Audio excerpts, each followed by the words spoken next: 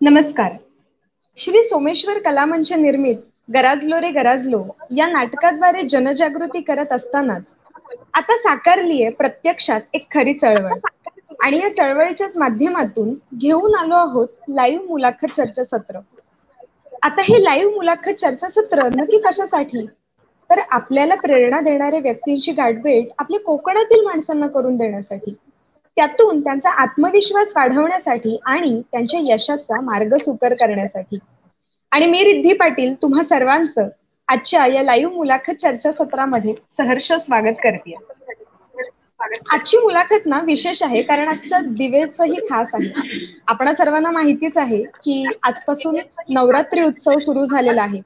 त्यामुळे आजपासून पुढच्या 9 दिवसांपर्यंत 9 रणरागिणींच्या खास मुलाखती घेतल्या जाणार आहेत.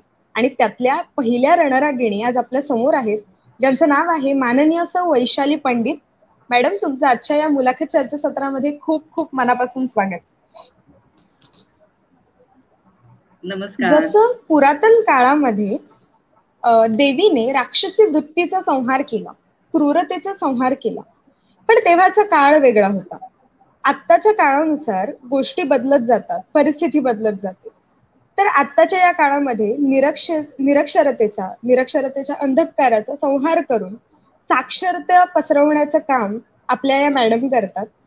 गेली 8 वर्ष सातत्याने माध्यमिक विद्यालयांमधून मराठी, संस्कृत आणि इतिहास हे विषय शिकवत आलेले आहेत. त्याचबरोबर आतापर्यंत बरंच विद्यार्थी केंद्रित लेखन यांनी केलेलं आहे आणि यासाठी त्यांना अनेक जिल्हास्तरीय पुरस्कारांनी गौरविण्यात देखील आलेला आहे. तर अशा या मातेला माझा नमस्कार. आणि आता सुरुवात करूया आपल्या मुलाखतीला. मॅडम, आपण माध्यमिक विद्यालयांमधून मराठी, संस्कृत, इतिहास या विषयांचं अध्यापन, विद्यार्थी केंद्रित लेखन, 1ली ते 5वी वयोगटासाठी कानगोष्टी ही स्वलिखित आणि निवेदित संस्कारक्षम श्राव्यफीत तयार केली. याविषयी जाणून घ्यायला आम्हाला नक्कीच आवडेल. मलाही सांगायला आवडेल. सगळ्यात आधी मी आपल्या सोमेश्वर कला मंचचे आभार मानते, कारण त्यांनी हा मंच उपलब्ध करून दिला माझे विचार मांडण्यासाठी. आणि दुसरं कौतुक मला सगळ्यात आधी करून घ्यायचं आहे की रिद्धी पाटील आणि प्रथमेश या दोघांचं, की त्यांनी ज्या पेशन्स ठेवून मला मार्गदर्शन केलेलं आहे त्यावेळेला म्हणजे मी मानलं त्यांना, कारण मला त्यातलं काहीच माहिती नाही. आणि ही साक्षरता तुम्ही करून देत होतात मला, आणि तेही फक्त फोनवर. त्यामुळे तुम्हा दोघांनाही आणि मला त्यावेळेला असं वाटत होतं की ही 2 मुलं नक्कीच असं म्हणणार की रणरागिणी, अरे बापरे, ही तर भिजलं मांजर आहे. आणि त्यामुळे मला हसायला येत होतं. मी एकीकडे एवढी स्वतःला लेखिका आहे, हे आहे ते आहे, आणि ह्या बाबतीमध्ये अक्षरशः म्हणजे बागच्या बाकावरती असं मला वाटायला लागलं. पण तुम्ही छान मला मार्गदर्शन दिलं, तुमचं कौतुक आहे. कारण नवीन तंत्रज्ञान आमच्यापर्यंत पोचायला, ते पचायला थोडासा वेळ लागतो. आणि एकदा समजल्यानंतर ते छान वाटतं, म्हणजे आम्ही कम्फर्टेबल होतो. पण मला हेच सांगायचं की तुम्ही दोघांनी खूप छान माझ्याशी बोललात, संपर्क केलात, संवाद साधलात. अतिशय कौतुक वाटलं मला तुमचं. आता धन्यवाद. की कानगोष्टी ही श्राव्यफीत आहे, म्हणजे नावावरूनच लक्षात येईल की ऐकायची आहे, ती व्हिडिओ नाही. मग का आताच्या सगळ्या सोशल मीडियावरती व्हिडिओ, युट्यूब असताना मला का अशी आवश्यकता वाटली? तर मी भाषा शिक्षिका आहे, मराठी भाषा शिकवते, आणि श्रवण ही भाषा शिकण्याची एक महत्वाची पायरी आहे की तुम्ही ऐकलं पाहिजे. चांगल्या गोष्टी, चांगले संस्कार आपल्याला ऐकून इमॅजिन करता आले पाहिजेत. तर यासाठी मी हा प्रयोग सगळ्यात पहिल्यांदा माझ्या 2 नातवंडांवरती केला. म्हणजे एक नातू माझा सहिष्णू हा माझ्याजवळच होता, त्यामुळे त्याला मी कथा सांगत होते, तो माझ्याकडे बघून ऐकत होता. पण माझा दुसरा नातू सार्थक हा ग्वाल्हेरला राहत होता आणि त्याला मला गोष्टी सांगायच्या होत्या. तर मी व्हॉट्सअपवरती रेकॉर्ड करून एक एक गोष्ट रोज त्याला पाठवत होते. छोट्या छोट्या 4-5 मिनिटांच्या गोष्टी होत्या. आणि मला उत्सुकता होती की हा मुलगा, कारण तेव्हा तो 3री-4थीतच होता, मला उत्सुकता अच्छा. होती की समोर कोणी दिसत नाहीये आणि हा ऐकतोय की नाही. पण हं. माझ्या सुनेने मला चांगला फीडबॅक दिला की तो रोज वाट बघतो या गोष्टींची. आणि माझ्या लक्षात आलं हं. की या वयोगटाला गोष्टी ऐकायला आवडतात. दुसरं बरोबर. असं आहे की गोष्टी सांगणारे आजी आजोबा हे आता दुर्मिळ झालेले आहेत. म्हणजे हं. प्रत्येक घरात आजी आजोबा असतील असं नाही. आणि आजी हो. आजोबा असले तरी गोष्टी ऐकायला किती किंवा गोष्टी सांगण्यासाठी किती त्यांच्याजवळ वेळ असेल किंवा मला माहिती नाही. हं. त्यामुळे गोष्टींची एक ऑडिओ तयार करावा गोष्टींचा असं मला वाटलं. आणि 8 गोष्टी आहेत त्याच्यामध्ये. अर्थात त्या संस्कारक्षम आहेतच, पण हं. कुठेही असं गोष्टी सांगताना किंवा मुलांना ऐकतानाही वाटू नये, की आपल्याला काहीतरी आता शाळा चालू झाली आहे आणि आपल्याला शिकवतायत. हं. असं वाटू नये यासाठी मनोरंजन पण आहे त्याच्यामध्ये. आणि ह्या ऑडिओमध्ये मी आणि माझे सहकारी शिक्षक टोपीवाला हायस्कूलमध्ये मालवणच्या शिकवतात मराठी, महेश धामापूरकर. ह्या हं. दोघांनी आम्ही त्या कथा निवेदन केलेल्या आहेत आणि हं. त्याला हं. खूप चांगला प्रतिसाद मिळाला आम्हाला त्या ऑडिओला. अच्छा. मग माझ्या लक्षात आलं की श्रवण ही पायरी, म्हणजे मी शिक्षिका म्हणून या ऑडिओकडे बघितलं की हं. हं. मुलांनी ऐकलं पाहिजे. कारण आमची बरोबर. जी पिढी आहे ती आम्ही हं. रेडिओवरती आकाशवाणीवरती पोचली गेलेली पिढी आहे आमची. हो. त्यामुळे आकाशवाणीवरचे कार्यक्रम ऐकणं, नभोनाट्य हं. ऐकणं, आपली आवड ऐकणं किंवा त्या रेडिओवरचे सगळे कार्यक्रम ऐकणं, हं. हं. ध्वनिमुद्रित, चित्रमुद्रित नाही, ध्वनिमुद्रित. त्याचा ध्वनिमुद्रित. एक हो. त्याचा प्रभाव आमच्यावरती आहे आणि हं. त्याने आमची भाषा ही विकसित होत गेली, सुधारली हं. आणि भाषा समजण्याचे आणि भाषा व्यक्त होण्याचं त्या भाषेमध्ये ही ताकद वाढली. आणि ही हं. ताकद मुलांमध्ये यावी यासाठी कानगोष्टीचा एक उपक्रम हा केलेला होता. आणि चांगला प्रतिसाद खूप छान मिळालेला आहे. अर्थात त्या एक मुद्दाम मला सांगावंसं वाटतं की हं. सोमेश्वर कलामंच कोकणचा आहे आणि ही हं. श्राव्य फित कोकणातच तयार झालेली आहे. म्हणजे अरे वाह! पूर्णपणाने त्याचं सगळं तंत्रज्ञान हे हं. कणकवलीला ही तयार झाली. हं. त्यानंतर आम्ही दोघं जण निवेदक, मी लेखिका तिथली, आणि हे सगळं सगळं जे काय झालं स्टुडिओ कणकवली हं. मधला होता आणि हे अच्छा. सगळं कोकणातलंच आहे. म्हणजे कोकणमध्ये अच्छा. असे उपक्रम आपल्याला करता येतात. आम्ही गावात राहतो, आम्हाला काही संधी मिळत नाही असं म्हणण्यापेक्षा गावातलं काय चांगलं आहे ते वापरता येईल, कसं हं. माध्यम विकसित करता येईल हे बघितलं तर एक चांगला उपक्रम व्यवस्थित आपला होऊ शकतो. मला पार पडू शकतो हा शब्द आवडत नाही, कारण ते एक नाईलाज येतो त्याच्यामध्ये. पार पडला किंवा उपक्रम राबवला, राबवणं हा सुद्धा शब्द आवडत नाही. तो त्याच्यात नाईलाज नाही, पण उपक्रम होऊ शकतात. हं. आणि अभिमान वाटतो मला की ही कानगोष्टी नावाची जी श्राव्य फीत आहे हं. याचं जे गाणं आहे सुरुवातीचं, ते पण हं. कणकवलीच्याच एका संगीत विद्यालयातल्या मुलांनीच त्याला चाल लावलेली आहे. त्यानंतर अच्छा. त्याच्यात वाढदिवसाचं जे गाणं आहे, म्हणजे आपण हं. हॅपी बर्थडे म्हणतो की नाही वाढदिवसाला हो, केक हो. कापताना, हो. त्याचं मराठी व्हर्जन, त्याचं ओह! मराठीकरण त्याचं. आणि इंटरेस्टिंग. अभिनंदन अभिनंदन त्रिवार अभिनंदन हे गीत तयार क्या केलं. बात है! त्याला हां. चाल माझ्या मिस्टरांनी, श्रीयुत पंडितांनी लावली आणि हं. हं. मालवणच्या हं. एका शाळेने, कुडाळकर हं. हायस्कूलच्या मुलांनी, जी मुलं अगदी मागास वर्गातली आहेत किंवा गरीब हं. घरातली आहेत, त्या मुलांनी हे गाणं म्हटलेलं आहे. म्हणजे अच्छा. अतिशय तिथल्या तिथेच सगळं कोकणातच झालेलं आहे. आम्ही कुठेही शहरात गेलेलो नाही हे हं. करण्यासाठी, आणि एक आनंद मिळाला त्याचा आम्हाला. म्हणजे खूप चांगल्या अगदीच. लोकांपर्यंत ही सीडी गेली. आणि फक्त एवढंच झालं की त्याच्या आम्ही अगदी मर्यादित सीडी होत्या, प्रती होत्या त्याच्या. हं. हं. म्हणजे पुन्हा त्याची काही व्हावं तर तोपर्यंत सीडी प्लेयर हे कालबाह्य झालं होतं. अच्छा. म्हणून आता त्याचं पुढे काय करणार आहे ते मी मुलाखतीच्या शेवटी सांगतेच आहे, की त्या बरं. श्राव्यफीत कशी मिळेल, कुठे मिळेल हे मी सांगतेच आहे पुढे.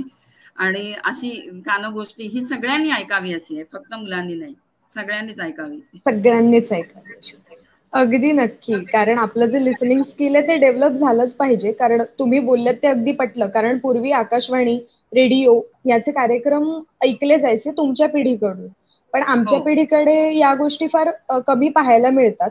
कारण आम्ही दृकश्राव्य यावर फार हो. चालतो. कारण लहानपणापासून टीव्ही असते जी पाहतो सुद्धा बरोबर. आणि ऐकतो सुद्धा.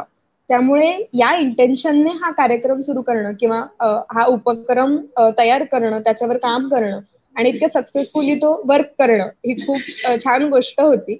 आणि यापुढे सुद्धा त्याचं जे काही होईल त्यासाठी सुद्धा खूप खूप शुभेच्छा. आपण वळूया आपल्या पुढच्या प्रश्नाकडे. आपल्या हो. तरुण भारतमधून अवतीभवती हे तुमचं पहिलं सदर लेखन. तर हां. लेखनाची सुरुवात खऱ्या अर्थाने इथून झाली. तर मॅडम तुमचा आतापर्यंतचा लेखिका म्हणून प्रवास कसा होता आणि कसा झाला याबद्दल आम्हाला सांगा. हां. आवडत होतं. म्हणजे ह्याच्या आधीचं लेखन फार प्राथमिक अवस्थेमधलं होतं. म्हणजे हं. नुकतंच लिहायला सुरुवात केली आहे आणि अ, दिसला विषय की लिही त्याच्यावर, दिसला विषय की लिही त्याच्यावर असा सपाटा अच्छा. चाललेला होता. हं. आणि त्याच्यामधून हळू-हळू कसं लिहावं किंवा काय हं. लिहू नये हे कळलं. अच्छा. मी हं. खारेपाटणला होते आणि हं, हं. खारेपाटणला शरद काळे हे मुख्याध्यापक होते त्या शाळेचे हं. आणि ते सत्यकथेचे लेखक. सत्यकथा हे मासिक बंद पडलेलं आहे. पण सत्यकथेमध्ये लिहिणारे ह्याला खूप प्रतिष्ठा होती त्यावेळेला. ते हं. सत्यकथेचे लेखक आणि त्यांनी सुरुवातीला माझ्या लेखनावरती संस्कार केलेले आहेत. हं. त्यामुळे पहिली जी पायवाट असते, त्या पायवाटेवरून पुढे जायचं, त्याची सुरुवात मला काळे सरांकडून एका चांगल्या लेखकाकडून झालेली आहे. त्याच्यानंतर हं. आकाशवाणी रत्नागिरीवरती कार्यक्रम व्हायचे कविता वाचनाचे आणि जेव्हा मालवणमध्ये आम्ही आलो म्हणजे साधारण हं. 90-92 मध्ये तरुण भारतमध्ये विविधा ह्या पुरवणीमध्ये माझा पहिला लेख आला होता माझ्या मुलाचा खिस्सा आणि अच्छा. तो खूप आवडला होता. सगळ्यांना आवडला होता. हं. म्हणजे तेव्हाचे आवृत्ती प्रमुख विजय शेट्टी त्यांनी तेही मालवणलाच होते. त्यांनी भेट घेतली आणि एक सदर हं. सुरू करण्याबद्दल सांगितलं आणि विविधामध्ये माझं पहिलं अवतीभवती नावाचं सदर सुरू झालं. अच्छा. त्या सदरामध्ये जवळ-जवळ 30 लेख माझे लागोपाठ आले. दर बुधवारी यायचे आणि सिंधुदुर्ग जिल्ह्यातून मला खूप हं. चांगले वाचक मिळाले. तेव्हा फोन नव्हते. अच्छा. तेव्हा हं. पोस्टकार्ड यायची मला लोकांची आणि सावंतवाडी, वैभववाडी, कणकवली या ठिकाणाहून यायची आणि माझ्या लक्षात हं. यायचं की हे लोकांना आवडतंय. हं. दुसरी बाजू मालवणमध्ये जेव्हा मी बाजारात जायची किंवा त्यावेळी आता लोकांना माहीत झालं होतं की यांचं सदर येतंय. तिथे एक अच्छा. पानपट्टीवाले होते, पानपट्टीवाले हं, हं. बांदेकर काका म्हणून. तर ते अच्छा. बांदेकर काकांना मला किंवा पंडित सरांना थांबवून हं. आवडलेल्या लेखाबद्दल सांगायचे किंवा न आवडलेल्या लेखाबद्दल सुद्धा सांगायचे. म्हणजे अच्छा. झापायचेच दोन्ही जवळ. प्रतिक्रिया. हां, हां, हां. दोन्ही.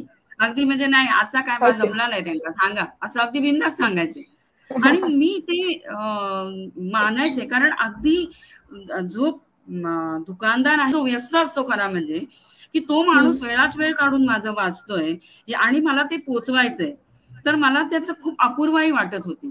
आणि त्यांनी मला आवडलेल्या जागा ते सांगायचे, की मला काय आवडलं आजच्या लेखातलं.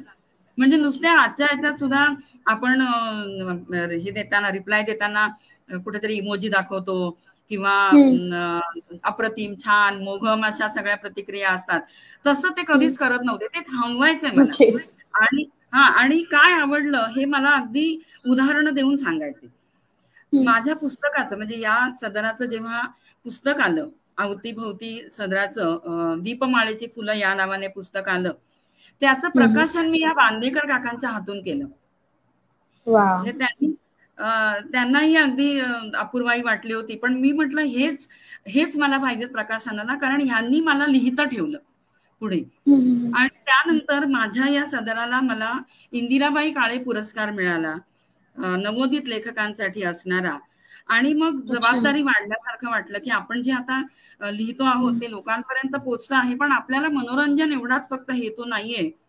हं, आलेले हं. अनुभव हे कलात्मक मांडणी करून पोहोचवायचे आहेत. म्हणजे जिथून माझा लेखिका म्हणून सुद्धा मला कुठेतरी पुढे जायचं आहे आणि शिक्षिका म्हणूनही आहे.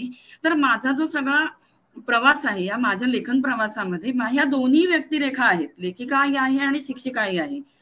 ऑब्व्हियसली मी गृहिणी आहे, त्यामुळे माझं घर, माझ्या अवतीभोवतीची माणसं, माझे नातेवाईक, माझ्या घराशी संबंधित विषय हे येतच होते. त्यानंतर पुण्याच्या अंतर्नाद नावाचं जे मासिक होतं तेही आता बंद झालेलं आहे. पण ते मासिक जेव्हा सुरू झालं आणि 95 मध्ये सुरू झालं होतं आणि महाराष्ट्रभरातून अतिशय दर्जेदार लेखक त्यामध्ये लिहित होते. त्यात माझी नवोदित असताना सुद्धा माझी कथा आगीन झाड नावाची तिथे त्यांनी घेतली. त्या संपादकाने असं लिहिलं होतं की कथा जरी अनघड असली तरी या लेखिकेमध्ये भावी कथाकार होण्याचे गुण दिसत आहेत. आणि आगीन झाड जेव्हा प्रसिद्ध झाली त्यावेळेला महाराष्ट्रभरातून मला प्रतिक्रिया मिळाल्या आणि अतिशय चांगल्या प्रतिक्रिया मिळाल्या. अक्षरशः रोज मला पत्र येत होती आणि त्या पत्रांमध्ये शांताबाई किर्लोस्कर होत्या, त्यानंतर हमू मराठी होते, अशा वेगवेगळ्या लोकांच्या मला प्रतिक्रिया येत होत्या आणि मला उत्साह वाढत गेला माझा की मी लिहू शकते. आगीन झाड मधल्या कथा ह्या प्रयोग करत करत शिकलेल्या कथा होत्या. साहजिकच मी सांगते तुला की सुहास शिरवळकर म्हणजे कथा या दालनातले माझे मार्गदर्शक सुहास शिरवळकर होते. म्हणजे सुहास शिरवळकरांचे आम्ही सगळेच घरातले सगळे लोक आम्ही अगदी परमभक्त होतो. आणि त्यांनी जेव्हा बघितलं की मी लिहिते त्यावेळेला त्यांनी मला आधी नाउमेद नाही केलं. म्हणजे आगीन झाड कथेच सांगते की सुरुवातीला लिहिलेली त्यांना मी दाखवली आणि त्यानंतर त्यांनी अगदी गंभीर चेहऱ्याने सांगितलं, ह्याला काय कथा म्हणतात का, तू लिहायची नाहीस कथा वगैरे.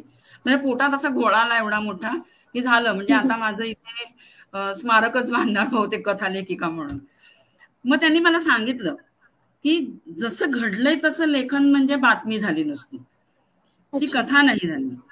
मग कथा होण्यासाठी त्या घटनेला किंवा त्या अनुभवाला कसं स्वरूप दिलं गेलं पाहिजे की ज्यातून तुमचा लेखक दिसला पाहिजे, तुमच्यातला साहित्यिक दिसला पाहिजे.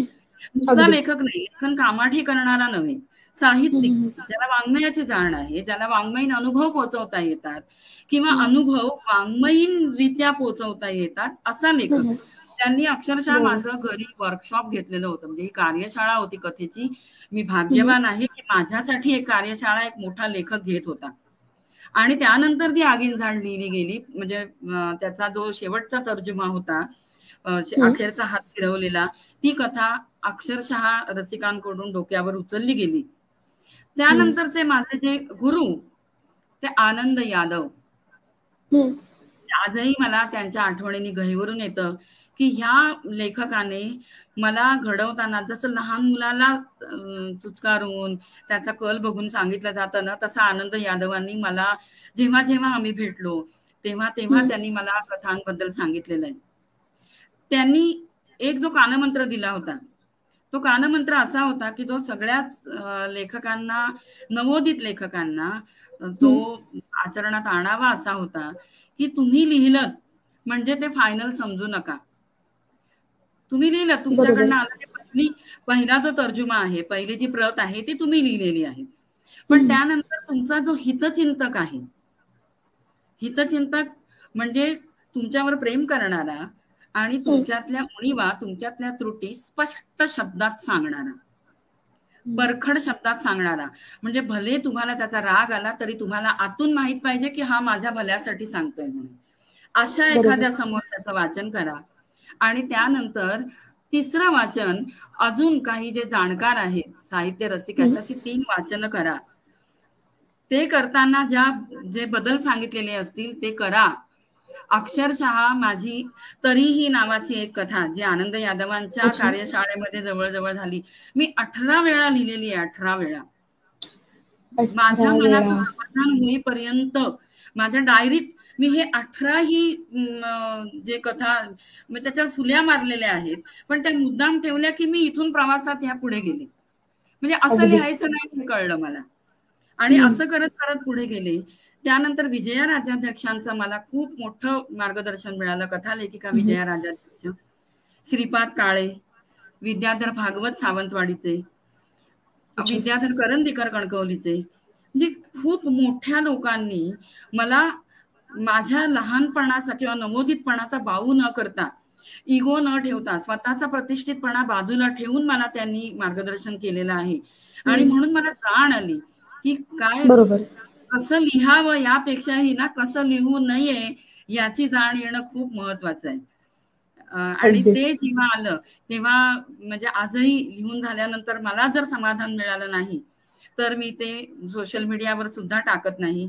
मी ते पुन्हा पुन्हा लिहून बघते, पुन्हा पुन्हा प्रश्न विचारते की मी वाचक आहे आणि मी जर हे वाचायला लागले तर मी 1 मिनिट तरी डोळ्यासमोर धरेन का. अशा तऱ्हेने हा जो वाङ्मयीन प्रवास आहे आणि तो अजून सुरू आहे, संपलेला नाहीये. मी नवीन लोकांकडून सुद्धा शिकते. कावळट नावाची कादंबरी अशोक कांबळेंनी लिहिलेली आहे, किंवा नवीन आता खूप नवीन लेखक येत आहेत, लेखिका येत आहेत सोशल मीडियावरती. मी त्यांच्याकडूनही शिकते बरंचसं, खूप उत्तम लिहित आहेत. निलिमा क्षत्रिय नावाची एक संगमनेरची लेखिका आहे, तिची 2च पुस्तकं प्रसिद्ध झाली आहेत, पण ती इतकी सुंदर लिहिते, इतकं आतून लिहिते आणि मुख्य म्हणजे विनोदी लिहिते, खुसखुशीत लिहिते. म्हणजे विनोदी लेखन करणाऱ्या स्त्रिया कमी आहेत, पण आहेत, आता येऊन घातलेल्या आहेत, याचा मला अभिमान वाटतो. आणि निलिमा क्षत्रिय सारखी लेखिका ही नक्कीच म्हणजे अजूनही तिच्याकडून मी बरंच शिकते. तर मलाही बरं वाटतं की मला ह्या नवीन मुलांकडून, नवीन लेखकांकडूनही शिकता येतंय, जसं तुमच्याकडून मी शिकते, दोघांकडूनही शिकले आज. तर असा हा प्रवास आहे. नंतर सोशल मीडियावरती, मग सोशल मीडिया हे एक हातामध्ये कागद सापडला. म्हणजे फेसबुक आहे किंवा जीमेल हे मिळालं की आता हे करावं लागत नाही, झेरॉक्स काढा, किंवा पहिल्यांदा आम्ही कार्बन पेपर लावून ते लिहायचो, मग ते केवढा त्रास व्हायचा, खालीवर ओळी व्हायच्या, मग त्याचे पुन्हा प्रती काढायच्या, त्याचं कुरिअर करायचं किंवा पोस्टाने पाठवायचं, हे सगळं गेलं आता. आता एका क्षणात जिथे पाठवायचं तिथे जाऊ शकतं. सकाळ, कोल्हापूर सकाळ आहे, त्या कोल्हापूर सकाळची पुरवणी आहे स्मार्ट सोबती नावाची, दर गुरुवारी प्रसिद्ध होते. त्या पुरवणीमध्ये माझं सलग 4थ्या वर्षी सदर सुरू आहे. म्हणजे यावर्षी माझं गुरुचरित्र या नावाचं सदर सुरू आहे आणि गेली 3 वर्ष वेगवेगळ्या विषयांवर मी लिहिते आहे. आणि त्यांची अजूनही मला आग्रह आहे की इथे थांबू नका, आम्हाला पुढच्या वर्षी परत तुमचं सदर हवंय. तर त्यामुळे आता एक सतत जागृत राहायला, म्हणजे आपला अँटेना सतत चालू ठेवायला आम्हाला मदत होते की मला लिहायचंय आणि मला विषय नवीन शोधायचे.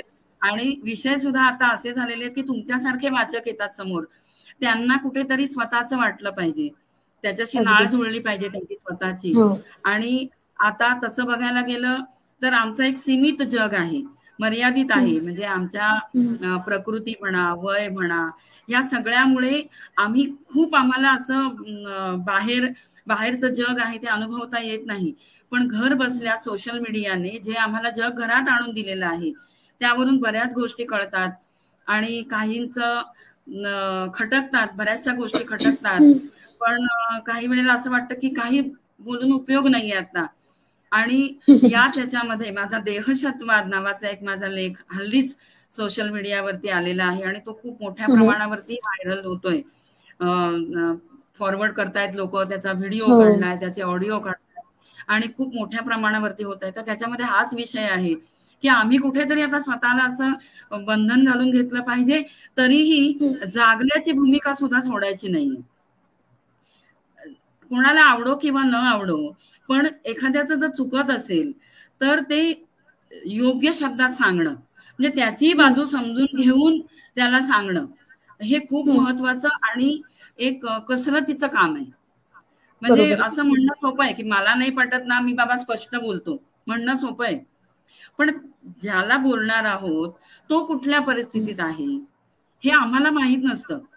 त्यामुळे ही कसरत करणं हे एक आव्हान आहे असं मला वाटतं. आणि मला लेखिका म्हणून ते आव्हान घ्यायला आवडतं की अशा तऱ्हेने जर मला लिहिता आलं की मला माझ्या पुढच्या पिढीशी, म्हणजे माझ्या मुलांशी, माझ्या नातवंडांशी मला जर असं रिलेट होता आलं त्यांच्याशी मला त्यांचं जाणून घेता आलं, मला मत, त्यांचा काळ जाणून घेता आला आणि मला काही सांगायला, कारण शेवटी असं आहे की अनुभव हा महत्वाचा असतो.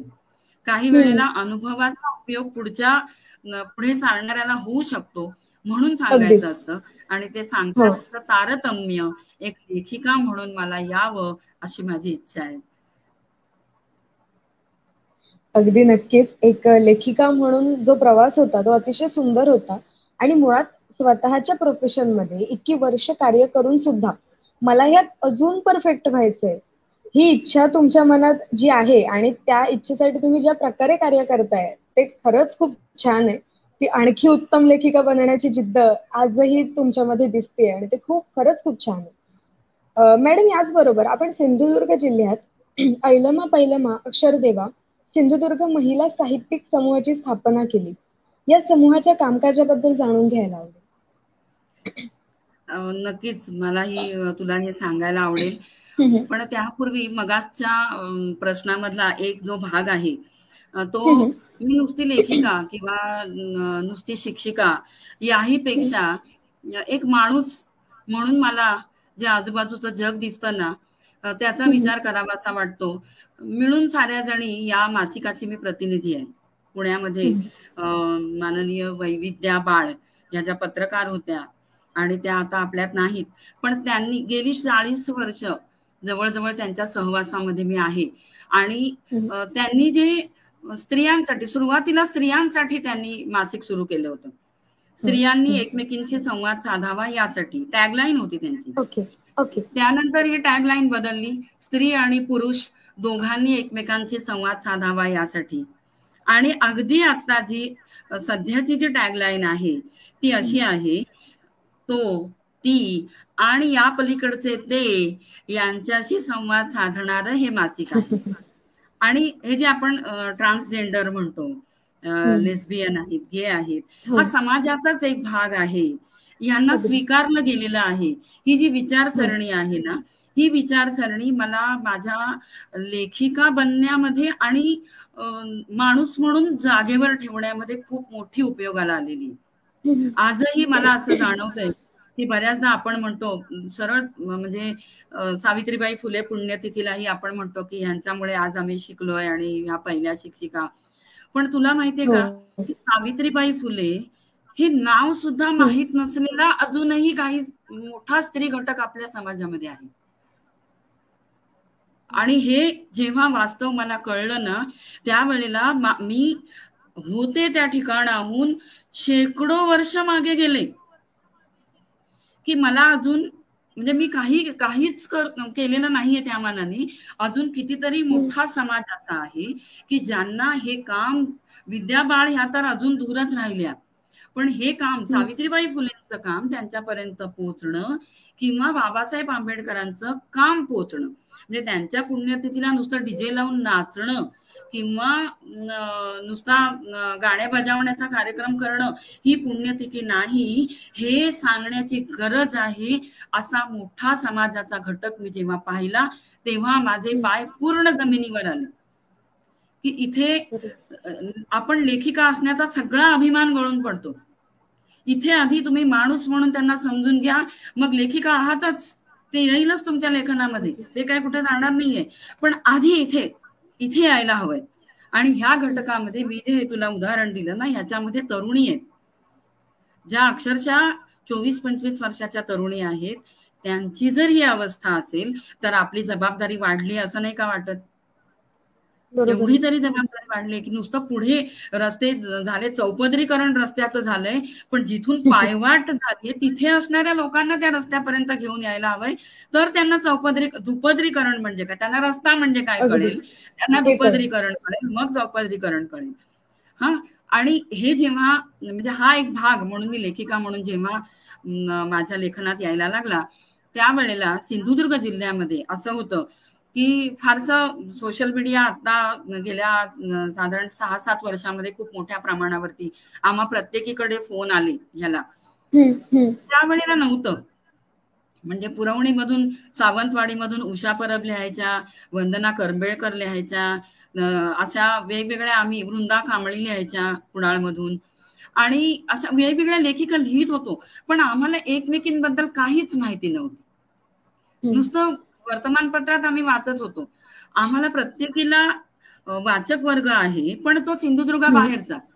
सिंधुदुर्गामध्ये आमची एकमेकींची ओळख असणं, एकमेकींचे जे आंतरसंबंध आहेत, आंतरसंवाद आहे, तो नव्हता. हे जेव्हा कळलं त्यावेळेला मी असा विचार केला की आपण सिंधुदुर्गामधल्या साहित्यिक, महिला साहित्यिक ह्या एकत्र येऊया. आणि हा एक कुठे काही नोंदणी वगैरे केलेला ग्रुप नाही आमचा. ऐलमा पैलमा अक्षर देवा हे या समूहाचं नाव आहे. ऐलमा पैलमा म्हणजे पहिला नमस्कार, पहिला नमस्कार अक्षर देवाला. आणि याची सुरुवात म्हणजे या वर्षीच्या नवरात्रात पंचमीला, ललिता पंचमीला 7 वर्ष पूर्ण झाली आमच्या समूहाला. या 7 वर्षांमध्ये खूप कार्यक्रम केले गेले. आमच्या समूहामध्ये आम्ही 25 जणी आहोत. नवीन लिहिणाऱ्या आहेत, अनुराधा दीक्षित किंवा निरुपमा नेने, मंदाकिनी गोडसे ह्या तर उत्तम लेखिका देवगडच्या. त्यानंतर माधुरी जोशी गझलकार आहेत, उत्तरा जोशी गझलकार आहेत. आणि या सगळ्या जणी म्हणजे वृंदा कांबळी आमच्यामध्ये कादंबरीकार आहेत. या सगळ्या जणी या आमच्या समूहामध्ये सक्रिय सहभाग घेणाऱ्या आहेत. त्यानंतर कणकवलीमध्ये संपदा प्रभुदेसाई आहेत. या स्वतः जरी लिहित्या नसल्या तरी लिहिलेलं जाणतात चांगल्या, त्या लिहितात सुद्धा चांगलं, लिहिण्याचं त्यांना चांगले अंग आहे. त्यांच्या मातोश्री नलिनी कुवळेकर आहेत. त्या खूप वयस्कर आहेत, म्हणजे 85 ओलांडून गेलेल्या आहेत, पण अतिशय सुंदर छंदोबद्ध लिहितात कविता. ह्या कोणी प्रकाशात आलेल्या नाहीयेत, पण आमच्या समूहामध्ये आहेत आणि अतिशय चांगल्या त्यांच्या साहित्य, त्यांच्या कविता ह्या चांगल्या आहेत. त्यानंतर आमच्याकडे अंजली मुतालिक कुडाळची आहे, स्वाती सावंत आहेत, मेधा फणसळकर, स्नेहल फणसळकर ह्या दोघी चांगल्या लिहितायत. आता तरुण भारतमध्ये त्यांचं लेखन येतं आणि उत्तम लेखिका आहेत. मधुरा आठलेकर वेंगुर्ल्याची आहे. आणि या मुलाखत सत्रामध्ये शेवटची मुलाखत ज्यांची आहे त्या प्राध्यापक सुमेधा देसाई, या सुद्धा सुमेधा नाईक या सुद्धा आमच्या समूहाचा एक भाग आहे. सुमेधा देसाई तळे बाजारच्या या समूहदेशक आहेत आणि ह्या सुद्धा लिहितात. अशा सगळ्या जणींनी मिळून आमचा एक समूह तयार झालेला आहे. प्रतिभा तोरसकर, त्यानंतर अलका नारकर, हे सगळ्या जणी आणि इतक्या सुंदर लिहितात. मंजिरी मुंडले आहेत. छोट्या छोट्या छोट्या लिखाणातून आम्ही सगळ्या एकत्र बांधल्या गेलेलो आहोत. या आमच्या समूहाची सध्याची जी आम्ही ऍडमिन असं म्हणत नाही, कारभारीण असं हे देतो, तिला पद देतो, अशी अपर्णा प्रभू पनांसे ही आमची कारभारीण आहे आत्ताची. आणि ती उत्तम लेखिका आहे, ऍडव्होकेट आहे. तिचं सदर सुरू आहे तरुण भारतला. संगीताची उत्तम अभ्यासक आहे, जाण आहे तिला. त्यामुळे अशा सगळ्या एकत्र आम्ही आहोत. आणि कुठेही आमच्या पद नाहीये, पदाधिकारी पद असं काही नाहीये. कसलीही अट नाही आमच्या समूहामध्ये येण्याची. अट एवढीच की तुमच्यावरती जी परखड टीका केली जाईल ती खेळीमेळीने घ्यायची. म्हणजे आपल्या चांगल्यासाठी आहे, चांगल्यासाठी आहे याचा विश्वास ठेवून घ्यायचे. आणि ज्यांना नाही पटलं त्या बाहेर पडल्या, म्हणजे ज्यांना नाही हे झालं त्या बाहेर पडल्या. पण बाहेर पडल्या तरीही आमच्या हितचिंतक आहेत, आमच्या मैत्रिणी आहेत. जशी कल्पना बांदेकर आहे, कल्पना मलिया आहे, सरिता चव्हाण आहेत. ह्या उत्तम लेखिका आहेत, पण आमच्या मैत्रिणी आहेत. आणि पण समूह छान चालू आहे. आणि ह्या आता समूहाचे तुला काही उपक्रम सांगते.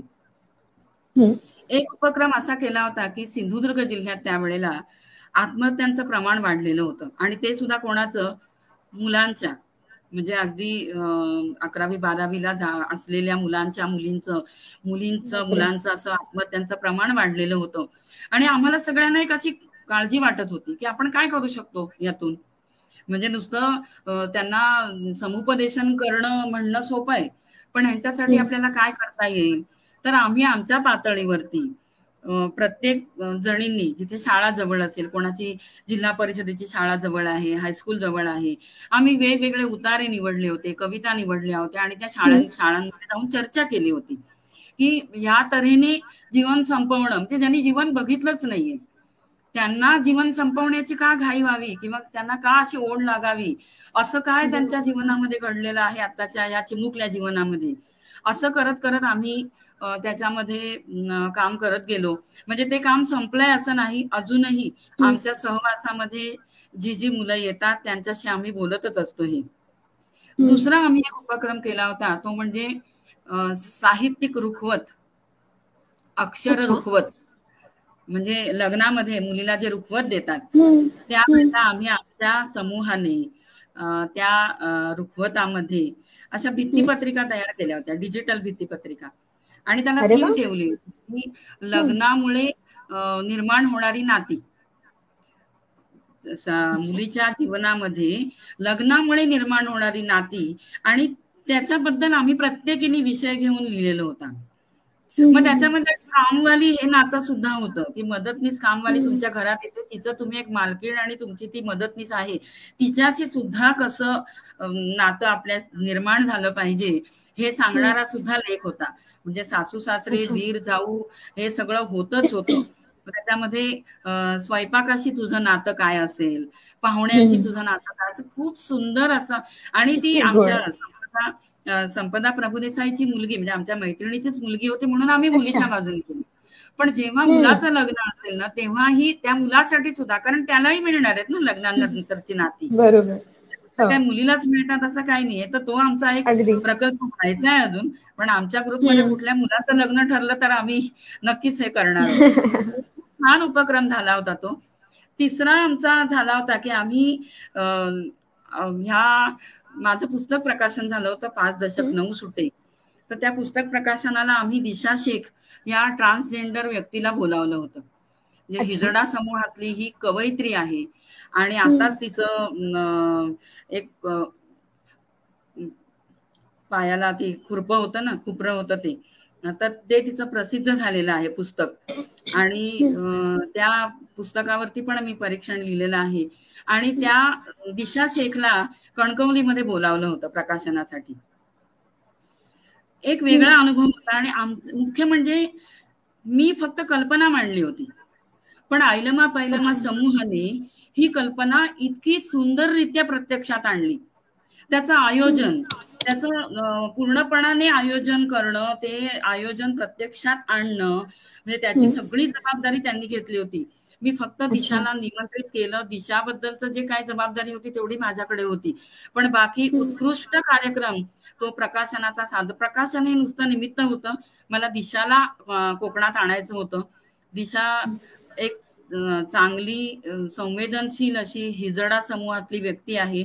आणि तिने मला मुद्दाम सांगितलं होतं की हिजडा हेच नाव बरोबर आहे, कारण ह्या नावाला आपण बिचकतो आणि आपण असं म्हणजे थोडं दूर राहतो या व्यक्तींपासून. पण त्यांनी जे भोगलेलं आहे, त्यांनी जे त्यांच्या आयुष्यामध्ये, कारण हे कोणालाच आवडत नाही ना, हिजडा असणं हे बनवलेलं नाहीये कोणी, हे निसर्ग निर्मित आहे आणि हे कोणाच्याही घरामध्ये होऊ शकतो. हा घटक, हा प्रश्न नाहीये, ही समस्या नाहीये, हा निसर्गाचा एक भाग आहे. हे कोणाच्याही घरामध्ये होऊ शकतं. त्याला स्त्री पुरुषां एवढाच सन्मान देणं, प्रतिष्ठा देणं, शिक्षण, नोकरी या सगळ्या सुविधा उपलब्ध करून देणं आणि आपल्यात सामावणं, आपलाच एक भाग आहे. म्हणजे आपण त्यांना सामावणारे खूप मोठे नाही आहोत, आपण त्यांना सामावण्यापेक्षाही आपण सगळे एकत्र येणं हा खूप महत्वाचा भाग आहे. आणि दिशा खूप पोटतिडकीने बोलली, अतिशय सुंदर बोलली. म्हणजे डोळ्यात पाणी येत होतं की त्या समाजाला अजूनही काय काय भोगावं लागतं. सन्मानाने टाळी वाजवल्याशिवाय घास मिळत नाही रोजचा, हे अपमानास्पद जिणं हे आज आपण स्वतंत्र भारतामधले नागरिक हे बघतो आहोत. आणि आपल्या भारतामध्ये जर असं कोणी टाळी वाजवून जर जेवत असेल तर हे लांछनास्पद त्यांना नाही, आपल्याला आहे, आपल्यासाठी. आपण त्यांना दूर ठेवलेलं आहे. आणि ही टाळी वाजवण्याची वेळ त्यांच्यावर येऊ नये ही जबाबदारी आपली आहे. हे काय कुठल्या एका शहरात आहे असं नाही, सगळीकडे आहेत. आणि आता जागृती व्हायला लागली आहे, शिक्षण मिळायला लागलेलं आहे. शमीभा पाटील असू दे, लक्ष्मी असू दे, ह्या शिकतायत, सुशिक्षित आहेत, लेखिका म्हणून नावारूपाला येत आहेत. हे आता व्हायला लागले. पण त्याच्यामध्ये बारीक अशी सूक्ष्म अशी एक सीमारेषा अशी आहे की आता त्या शिकतायत, आता त्या लिहित आहेत, म्हणजे त्या आता आमच्यासारख्या आहेत, म्हणजे आता त्यांना आपण आपल्यामध्ये घेऊया. आपण मापदंड कोणाचे लावले? आपले लावले. आपण त्यांना आहे तशा स्वीकारत का नाही? कम्पेअर करून स्वीकारलं जातं. तसं स्वीकारणं हे गरजेचं आहे. बरेच लोक प्रश्न विचारतात की ते काय शिव्या देतात, अचकट विचकट बोलतात आणि भडक मेकअप करतात आणि म्हणजे अपमान होईल असं पुरुषांशी वागतात, गालाला हात लावतात. असं आपण बघतो ना, ट्रेनमध्ये सुद्धा आपण. मी दिशाला हा प्रश्न विचारला होता, तेव्हा दिशा म्हणाली की प्रत्येक व्यवसायाचा एक ड्रेस कोड असतो, एक परिभाषा असते. तशी ही परिभाषा आहे. तुमच्याशी उर्मटपणाने बोलणारा हिजडा मनाने अतिशय भित्रा असतो, खूप घाबरलेला असतो आणि तो त्या घाबरण्यावरती मात करण्यासाठी म्हणून ती भाषा वापरतो. ही भाषा आम्ही घरात वापरत नाही, कोणीही असं आम्ही बोलत नाही. शिवराळपणा आहे, शिव्या देतात नाही तर लोक म्हणजे पायाखालीच तोडवतील. म्हणजे हा एक त्यांचा ड्रेस कोड म्हण किंवा लँग्वेज, कोड लँग्वेज अशी त्यांनी तयार केलेली आहे. ती हळूहळू हे कमी व्हायला हवं असेल तर ह्याला आपणच प्रयत्न करायला लागतील, असं आमचं सगळ्यांचं मत आहे. म्हणजे अहिल्यामा पहिल्यामा अक्षरदेवा या समूहाने दिशाला नुसतं स्वीकारलं नाहीये, तर त्यानंतरही म्हणजे कोरोनाच्या काळात सुद्धा दिशाच्या सारख्या ज्या मैत्रिणी आहेत त्यांना मदत दिली गेलेली आहे, आर्थिक मदत दिली गेलेली आहे. सतत आम्ही संवाद करत असतो त्यांच्याशी, तुम्ही कसे आहात, कारण त्यांनाही कोरोनाची लागण झालेली होती, कसे आहात तुम्ही. आणि अतिशय संवेदनशील अशी दिशा आणि दिशाचा हा समूह आहे. माझ्या लक्षात आलंय, कारण माझी प्रकृती बरी नव्हती, मला भेटण्यासाठी दिशा येणार होती. तिने एवढंच सांगितलं की माय तुला इन्फेक्शन होऊ नये म्हणून मी येत नाही. किती किती तिला काळजी आणि केवढं त्या मुलीचं मन मोठं आहे आणि खूप हळवेपणा आहे. तर एक चांगल्या मैत्रिणी, चांगला समाज मला ह्या निमित्ताने बघायला मिळाला, मला आणि आमच्या अहिल्यामा पहिल्यामा समूहाला बघायला मिळाला. याचा आम्हाला आनंद आहे, कारण माझ्या सगळ्या मैत्रिणी दिशाच्या मैत्रिणी आहेत. म्हणजे आम्ही सगळ्यांची ती पर्सनली व्हॉट्सअपवर आहे किंवा फेसबुकवर तिने काही लिहिलं तर त्या तिला बोलतात, लिहितात. तर त्यामुळे ना एक चांगलं म्हणजे साहित्यिक क्षेत्रामध्ये आमच्याकडून एक पाऊल उचललं गेलं अशा तऱ्हेने. म्हणजे लहान असेल पाऊल ते, म्हणजे असं खूप मोठा त्यांच्यावरती काही परिणाम झालाय वगैरे असंही नाहीये. लहानसं पाऊल आहे, पण पुढे जाणारं पाऊल आहे, हे मला जास्त महत्वाचं वाटतं. आणि हे अहिल्यामा पहिल्यामा समूहाने मला खूप मोठी साथ दिली. त्यामुळे मी खरंच माझ्या या सगळ्या सख्यांचे ऋण कधीच मी विसरू शकत नाही. खूप चांगली त्यांनी मला साथ दिलेली आहे या बाबतीमध्ये. आणि प्रकाशन सोहळा पण आमचा खूप छान झाला होता. तिच्यावरती लेख लिहिला होता मी, तेजाब दाणीतले अत्तर दिशा, ती तेजाब दाणी आहे आणि त्याच्यात अत्तर आहे तिच्या संवेदनेचं. खूप सुंदर लिहिलंय. आणि मी जिथे जाईन तिथे ज्या ज्या मुलाखतीमध्ये मला बोलता येईल ना, तिथे मी हा विषय मुद्दाम मांडत असते की माहीत व्हावं, लोकांना कळावं. काही गोष्टी आपल्याकडूनही आपल्याला पुढे जायला हवंय. म्हणजे इथे लेखिका असणं किंवा तुम्ही कोण आहात याला महत्व नाही, तुम्ही माणूस आहात का. आणि मग तुम्ही माणूस असाल तर दुसऱ्या माणसाला हात देऊ शकाल तुम्ही. हे करत करत पुढे जायचे. असे हातात हात मिसळत गेले ना की स्त्री पुरुष हिजडा समूह असेल, हे सगळे मिळून आपण पुढे जाणार आहोत. आणि नक्कीच येणारा जो समाज आहे की नाही, हा समाज त्यातले भेदाभेद विसरलेला असेल. हे चित्र मी बघते आज डोळ्यांनी. सुरुवात कुठून तरी आपल्या स्वतःपासून झाली पाहिजे. आणि जसं तुम्ही म्हणालात की हे पाऊल छोटं आहे, पण सुरुवात झाली आहे हे महत्वाचं आहे. पाऊल छोटं आहे की मोठं आहे हे आपण ठरवू शकत नाही, पण अशी अनेक पावलं जर एकत्र आली तर नक्कीच समाज खूप वेगळ्या दिशेने बदलेल, वेगळ्या दिशेकडे वळेल आणि ते अर्थात आपल्या देशासाठीच ती अभिमानाची गोष्ट असेल. खूप चांगल्या रीतीने तुमचं कार्य चाललेलं आहे आणि हे कार्य असंच पुढेही चालत राहू दे, हीच प्रार्थना आहे. आजच्या धावपळीच्या जीवनात नव्या पिढीशी संवाद साधणं गरजेचं आहे आणि हे काम तुम्ही सतत करत असता, तशी तुम्हाला आवड आहे, तर याबद्दल काय सांगाल? नव्या पिढीशी संवाद करताना आपल्या बोलण्यामध्ये किंवा आपल्या लेखनामध्ये तोच तोचपणा येऊ नये किंवा आमच्या काळी असं होतं, हे जे नॉस्टॅल्जिक होणं आहे, जुने दिवस आठवणे आणि आमचेच दिवस कसे चांगले हे सांगत राहणं, हे टाळायला पाहिजे असं मला वाटतं. एका विशिष्ट काळापर्यंत तुमचं ऐकून घेतलं जाईल, नंतर ही बोर म्हातारी समोर सुद्धा नको आपल्या, असं म्हणून आपल्याला टाळलं जाईल. त्यापेक्षा नवीन समजून घेणं हे खूप मला महत्वाचं वाटतं. आणि खूप आव्हानं आहेत नवीन मुलांसमोर. म्हणजे आता जसं मी तुला विचारलं, तुझं काम एवढ्या छोट्या वयात तू जे करते आहेस, वास्तुशास्त्र समुपदेशन करते आहेस, सल्लागार आहेस, मला आश्चर्य वाटलं की एवढ्या लहान वयामध्ये एखादी मुलगी, म्हणजे ही तरुण मुलं इतकं सुंदर काम करतायत. आणि समजून घेणं, त्यांचं काम समजून घेणं आणि त्यांच्या कामाला ऍप्रिशिएट करणं, त्यांच्या कामाला आपण मनापासून दाद देणं, प्रतिसाद देणं हे महत्वाचं आहे. नाहीतर यात काय आहे, त्यात काय आहे, ही जी एक नकारात्मक भूमिका साधारण वडीलधारक किंवा वयोवृद्ध याच्यामध्ये येते. कारण मी त्या इयत्तेत आहे स्वतः, म्हणजे वडीलधारक आणि वयोवृद्ध या इयत्तेतच आहे. पण मला असं वाटतं की त्या इयत्तेत राहून तुमचं शरीर, तुमच्या तब्येती सगळं सांभाळूनच जे तुमच्या परिघामधले लोक आहेत, नवीन पिढीचे लोक आहेत, त्यांना जर आपण समजावून घेतलं, आणि समजावून घेण्याची जबाबदारी ही आपलीच आहे. आपला चष्मा नीट पुसलेला असला पाहिजे, आपले डोळे उघडे पाहिजेत, आपले कान ठीक आहे वयोमानानुसार ऐकू येत नसेल, पण जे ऐकलंय ते समजणारे असले पाहिजेत. त्यामुळे ही इंद्रिय जर शाबूत ठेवली गेली, मानसिक इंद्रिय सुद्धा, तर नव्या पिढीशी संवाद खूप चांगला होऊ शकतो आणि नवीन पिढी धुडकावून लावत नाही. जर त्यांना कळलं ना की हे आपल्याला समजावून घेऊ शकतायत, इच्छित आहेत, तर नवीन पिढी धुडकावून लावत नाही, हा माझा अनुभव आहे. त्यामुळे म्हणजे कम्फर्टेबल हा एक शब्द मला आवडतो, की मी नव्या पिढीशी खूप कम्फर्टेबल आहे. कुठे थांबावं हे कळलं पाहिजे त्यांच्याशी बोलताना, आणि काय बोलू नये हे कळलं पाहिजे. त्यामुळे आपण तिथे सामावलं जातो आणि छान त्यांचं काम चाललेलंच असतं चांगलं.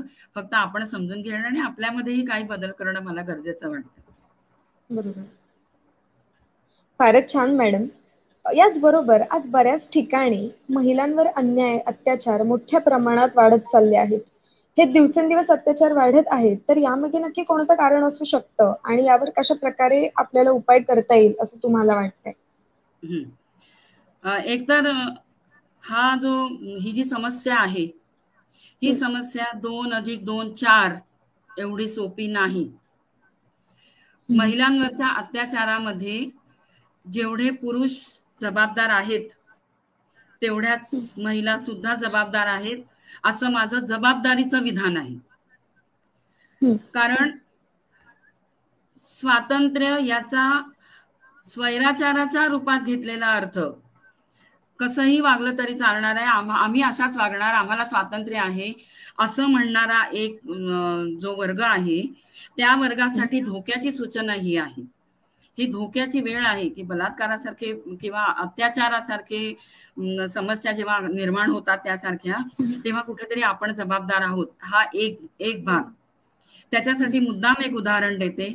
कुठला पोशाख करावा आणि कुठला नाही हे जरी घटनेने स्वातंत्र्य दिलेलं असलं, तरी ज्या पोशाखामुळे आपण धोक्यात येऊ शकतो असे पोशाख करावेत की न करावेत हा प्रश्न आधी स्वतःला विचारला गेला पाहिजे. स्त्रियांनी पोशाख कुठला करावा, त्यांच्याकडे गुण काय आहे ते बघावं, सगळं मान्य आहे. अहो पण ते केव्हा बघितलं जाईल, जेव्हा तुमचे गुण समोर येतील. पण आधी जर तुमच्या पोशाखावरून तुम्हाला त्रास झाला, तिथल्या तिथे त्रास झाला, तर तुमच्या अंगातले गुण आणि तुमची कला तिथे काहीही करू शकणार नाही. या स्मिता तळवलकर या अभिनेत्रीने दिलेलं उदाहरण मुद्दाम सांगते मी. त्यांनी असं सांगितलं की मला तुम्ही पुराण मतवादी म्हटलं तरी हरकत नाही, पण स्त्रियांच्या पोशाखाच्या बाबतीमध्ये मी आग्रही आहे. आता कशी आग्रही आहे, तर त्यांनी उदाहरण दिलं होतं की एका सिग्नलला त्यांची कार थांबलेली होती आणि त्यांच्या कारच्या शेजारीच एक बाईक आली आणि बाईक चालवणारा तरुण होता आणि त्याच्या पाठीमागे जी तरुणी बसलेली होती, तिने असा टोकडा टी-शर्ट घातला होता आणि जी पॅन्ट असते ती अशी द्रोण झालेला होता पाठीमागे कमरेखाली.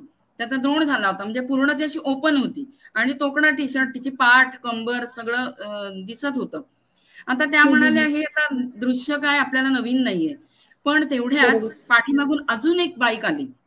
त्याच्यावरचा जो बाईक स्वार होता त्याने हातातली पेटी सिगरेट तिच्या त्या पॅन्टच्या मागे टाकली द्रोणामध्ये. ती टाकल्याबरोबर ती अशी पटकन उतरलीच, म्हणजे सिग्नल आणि तो अजून ग्रीन लालच होता, उतरली खाली, पण ती खोल गेली होती सिगरेट की तिला काढता येत नव्हती. मग स्मिताताईंनी दरवाजा उघडला कारचा आणि तिला आतमध्ये घेतलं आणि तिला कारमध्ये ती पॅन्ट बदलायला लावली, शाल तिच्या अंगाभोवती आपली पांघरली आणि तिला काढायला लावली ती. आता त्या म्हणाल्या की आता मला सांगा की हा पोशाख घातला नसता तर तिच्यामध्ये वेळ आली असती का. त्यामुळे पोशाख करण्याच्या बाबतीमध्ये तुम्हाला स्वातंत्र्य आहे, मान्यच आहे, कुठला करावा कुठल्या रंगाचा करावा मान्य आहे, पण ज्या कपड्यांमुळे तुमचं स्वातंत्र्य धोक्यात येतं, तुमचा जो सुरक्षितपणा धोक्यात येतो, ते कपडे काय कामाचे आहेत. तर त्यामुळे पहिला हा जो भाग आहे हा मला त्यांच्यासाठी, त्यानंतरचा मात्र महिलांकडे बघण्याची जी दृष्टी आहे ती पहिल्यापासून बदलायला हवी. स्त्री ही भोगवस्तू आहे, तिच्यामध्ये बाकीच्या काही त्रुटी काढता आल्या नाहीत तर फेक तिच्या चारित्र्यावरती चिखल, फेक तिच्या चारित्र्यावरती शेणकाला. ही जी वृत्ती आहे ही पुरुषांच्या दुबळेपणाचं निदर्शक आहे, दुर्बळपणाचं निदर्शक आहे की दुसरं काही करता येत नाही, तिच्यावर मात करता येत नाही, तिच्या बुद्धीला आव्हान देता येत नाही, मग तिच्या शरीरावरती आपण अटॅक करायचा. हा जो दुबळेपणा आहे, हा भेकडपणा आहे, हा जेव्हा सोडला जाईल ना तेव्हा हे अत्याचार थांबतील. दुसरं गृहीत धरणं, स्त्रीला गृहीत धरणं, ही काय बोलणार आहे माझ्या समोर. आजही वरिष्ठ पदावरती असणारी स्त्री तिच्या हाताखाली काम करणाऱ्या पुरुषांना सहन होत नाही. तिच्या आज्ञा मानणं, तिच्या ऑर्डर्स फॉलो करणं हे त्यांना कमीपणाचं वाटतं. ही जी मानसिकता आहे ही मानसिकता बदलायला हवी आहे. आणि ही कधी बदलेल, जेव्हा ती मुलं लहान आहेत ना, शाळेत जात आहेत, त्या शालेय अभ्यासक्रमामध्ये याचा समावेश व्हायला हवाय.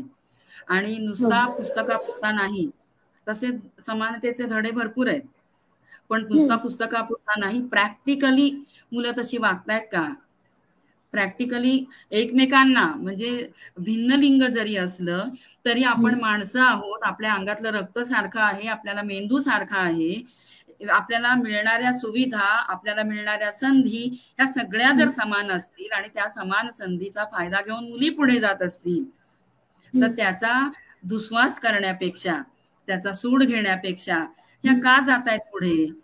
कारण बऱ्याच सोयी सुविधा मुलांसाठी होत्या, आता त्या बदलत चाललेल्या आहेत. आता आपण बघतो बोर्डाच्या रिझल्ट मध्ये सुद्धा मुली असतात पुढे.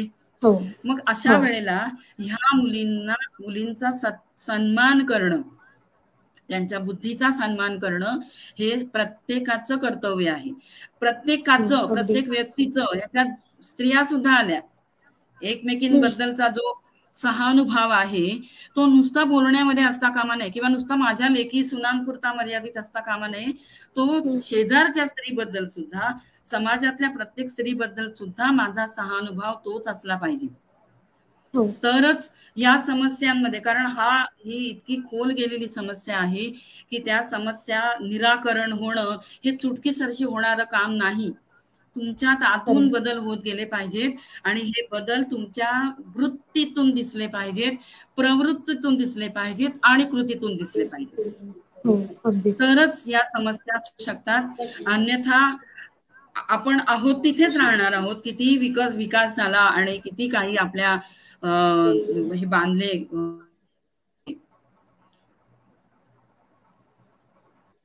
तरी सुद्धा त्याचा परिणाम होणार नाही.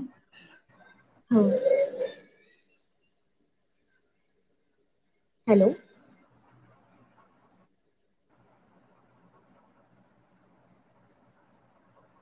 खरं आहे मॅडम. याचबरोबर आज नवरात्रीच्या पहिल्याच दिवशी आपण गराजलो रे गराजलोच्या मंचावरून संवाद साधत आहात. तर या चळवळीबद्दल कोकणवासियांना आपण कोणतं आवाहन कराल आणि या चळवळीसाठी आपला हातभार कशा प्रकारे लागू शकतो? खूप छान. एकतर हा गराजलो रे गराजलो हे नावच इतकं भन्नाट आहे की त्याची जी गर्जना आहे ना, ही गर्जना पोचली पाहिजे. आणि त्याबरोबर या चळवळीत भाग घेणाऱ्या सगळ्यांनाच याची जाणीव पाहिजे की गरजेल तो पडेल काय, हा भाग लक्षात ठेवला पाहिजे. गरजेल तो पडेलच हे आपल्या मनामध्ये, आणि ही कृती झाली पाहिजे. दुसरं की या मंचाच्या माध्यमातून जसं मगाशी मी अपेक्षित समाजाकडून अपेक्षित काय आहे किंवा आपण कसं बदलायला हवं आहे, तर कोकण ही एक समृद्ध अशी भूमी आहे आणि आज अनेक कारणांनी शहराकडे जाण्याचं प्रमाण वाढत आहे. तर या कोकणाकडे परत येण्यासाठी, म्हणजे या समृद्ध भूमीकडे परत येण्यासाठी जे जे काही छोटे उद्योगधंदे असतील, मोठे असतील, या सगळ्याला चालना देणं हे पण महत्वाचं आहे. दुसरं की इकडे समृद्धी याचा अर्थ नुसता पैसा, नुसते मोठे मोठे रस्ते, विमानतळ किंवा नुसते गगनचुंबी इमारती म्हणजे समृद्धी नाही.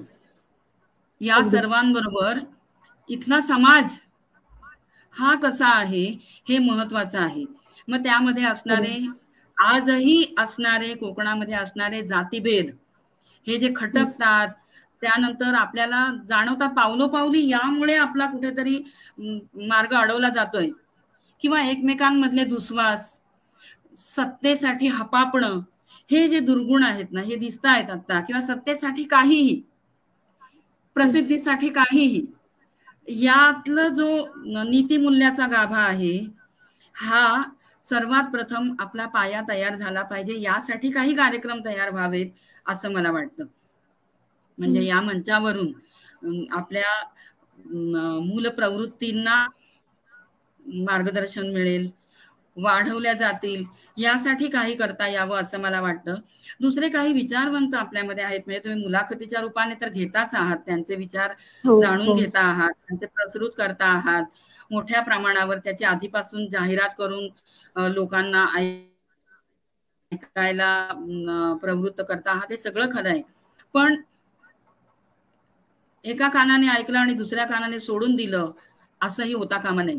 कारण याचे जे फॉलोअप्स असतात तुमच्या कार्यक्रमाचे, तेही होणं खूप महत्वाचं आहे.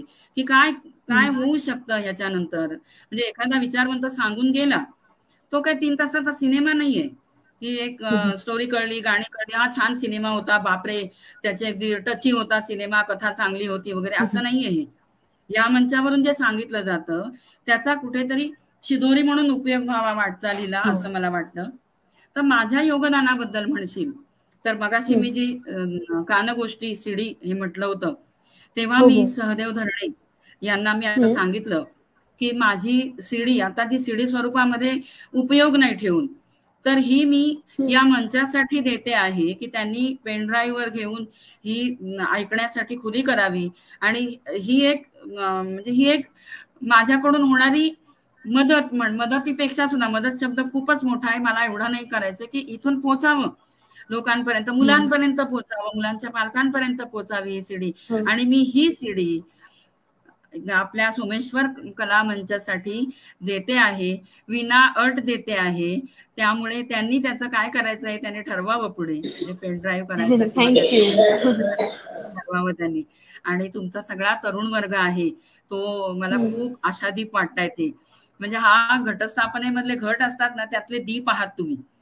म्हणजे त्या नवरात्री मधल्या ज्या शक्ती आहेत, या सगळ्या शक्ती तुमच्यामध्ये एकवटाव्यात आणि तुम्हाला हा शक्तीचा आशीर्वाद मिळावा अशी शुभेच्छा व्यक्त करते. आणि माझं हे बोलणं थांबवते आता.